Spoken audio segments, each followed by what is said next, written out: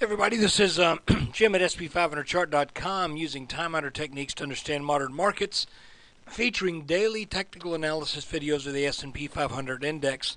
This comes to you a little bit later on Sunday evening, and this is for a reason that I wanted to give the futures a little bit of a chance to establish a sense of direction. And we'll talk about that in just a second. But before we do, I need to remind you that the website and the video are for educational purposes only. Nothing stated at the site or in this video is intended to be used as investment advice. I can draw lines on charts, but you have to draw your own conclusions from your own research and make investment decisions that are suitable for your personal financial situation. I am not a licensed financial professional. I'm just a guy who draws lines on charts. So we have been following the S&P throughout the weeks, and we have seen, well, weeks and years actually, but we've seen over the past few weeks the development of what now appears to be in the actual cash index appears to be something of a triple top pattern. And I made the observation at the end of last week that the S&P was really hammering down hard on this bottom line. And what that often when that happens, you end up this line wants to hold, but it keeps getting beat down. Okay, whereas back on the 23rd of March, the S&P comes down to this line and immediately rebounds. On the 29th of March, the S&P comes down to this line and immediately rebounds. On the 4th of April, it comes down to this line, rallies a little bit, comes back down to the line, rallies a little bit more, breaks the line, rallies back up, comes back down for a fourth test of the line, and gets a little weak bump out of it. And if we look at the futures tonight, we'll see that it now looks like this is going to be a busted pattern on Monday morning. So we examined this pattern for its height, and we have come up with, for whenever this pattern breaks, that we would expect this as our minimum target. We expect this pattern to open broken down tomorrow, unless some news hits. And you know, I'll be honest with you, Sunday night futures aren't always the best indicator for where the markets are going to open. But we'll take a look at that in just a second. I suspect this is going to be clearly a busted pattern.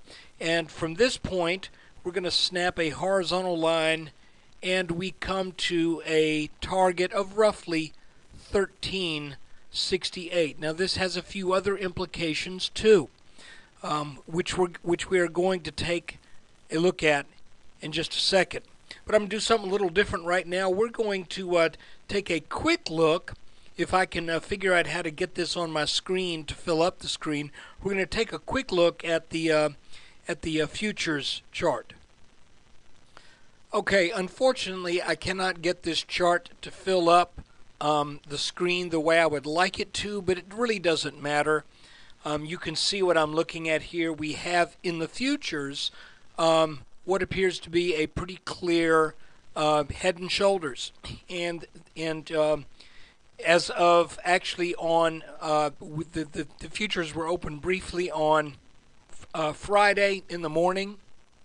To be honest with you, I don't know exactly what the trading hours were on Friday, but there was a pretty strong gap down after the unemployment figures.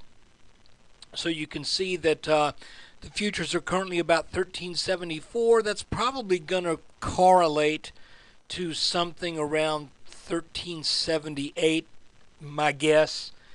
In the actual index. So you can see that if we look at the futures, we have a breakdown here and of this pattern, and we also see the pattern is not exactly the same as we're looking at in the actual S&P index. So you can see Here is the same three peaks that we're looking at, a little bit different shape. So we're expecting a gap down tomorrow in all likelihood, and probably down to, let's see if the initial gap comes down to this line right here that did provide a bounce back on the 23rd. But, I don't think that any bounce off of that line would be a tremendous move up. Instead, I would expect that to act like a back test to come back to probably the high 1390s before the market then heads down to fulfill the minimum expected target. So what do we have to say? Because this is kind of our, quote, week in review video. So basically, I was out of town for much of last week. But the one thing that I think where we made the right call is on stating that this area up here in the high 14 teens, and actually briefly over 1420, but this is all in that area of that apex of the rising wedge pattern that we were expecting to see as resistance. Okay? If we go to a 2-hour chart, I want to see if I can maybe get these lines to be drawn a little bit more carefully. If you'll pardon me just a second.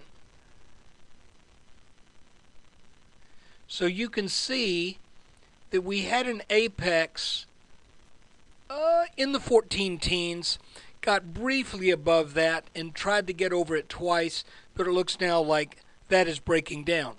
So that was really the only call for the week that I think was of any importance, because once we came down from there, it was just a matter of, is this line going to hold?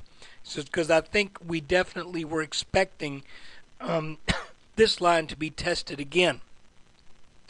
What else can we look at? Well, it's kind of interesting too. They have the old saying in the markets that the flag flies at half-mast, and if this area of congestion right here plays out like a flag, then and we do meet our target down here around 1368, you will see that the move that came into this flag pattern would be about the same move that comes out of it. So this would end up being a, quote, flag flying at half-mast. And you can see it's got a little, we could say this is a diamond, or has a little bit of a slight upward slant to it, but really it's more of a diamond shape. But I think in retrospect we'll probably see this play out as a flag flying at half-mast. Now here's where it gets a little dicey.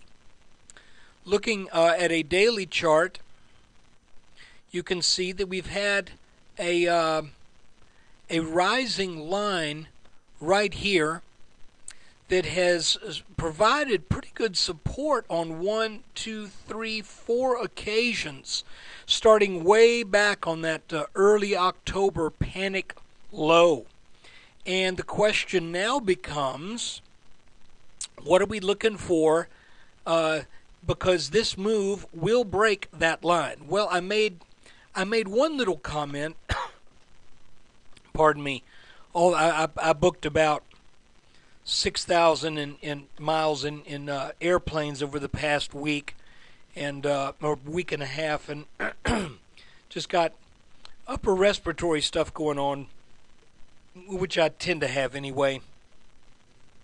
But anyway, we do have to realize, though, that starting this line back here in October at that extreme panic bottom may not always be the right place to do it. So just like the 3909 bottom did not really serve any purpose for charting back in 2009, I want to keep an open mind about the importance of this spot right here on the chart, roughly around 1080. Okay, I want to keep an open mind about that, because if the market were to come down and bounce really hard, let's say at 1368, and then truck on up, we may be kind of revisiting what has taken place over the past 5 or 6 months.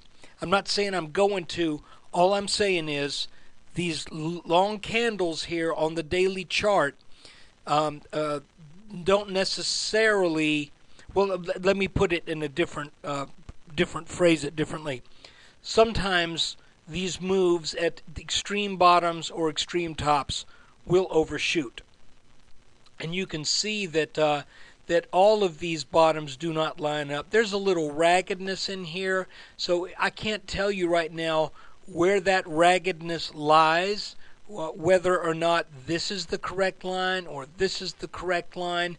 I'm right now keeping it to where we have 3 touches, because we do have 3 parts of this chart that line up very nicely. So for right now, that line is already broken, and it will be broken even more tomorrow. However, if we were to say this is the correct line and this is the correct spot, then we're left with the idea that why would we not have tested this line again for over 4 months? I'm not real sold on that, but we just got to keep our eyes on it, because what I would be looking for at this point is for the formation. Since the market has been very gracious to us in showing us patterns that point to bottoms and tops, I would be looking for another bottom pattern to point the way as to when it's good, when it's a good idea to go long in this market again. So look, that is the video, kind of the weekend update. I'll be honest with you, I was so busy last week, I feel stupid. Good Friday caught me by surprise.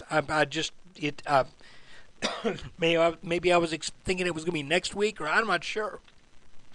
But I was all thinking on Thursday after I got home and got back into my office. I said, well, we'll do the weekend video after we see what happens on Friday. Well, obviously nothing.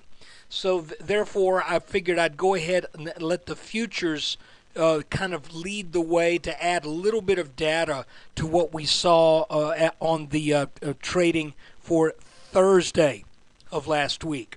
So look, guys, I appreciate you taking time out of your day to watch this video. We now have a downside target in the S&P of at least 1368. That doesn't mean we're going to go straight there. We probably will not. But that is where the target is. And I would expect there to be some support at some of these lines that we've seen active in the past. So that means we may find some support in the low 1370s.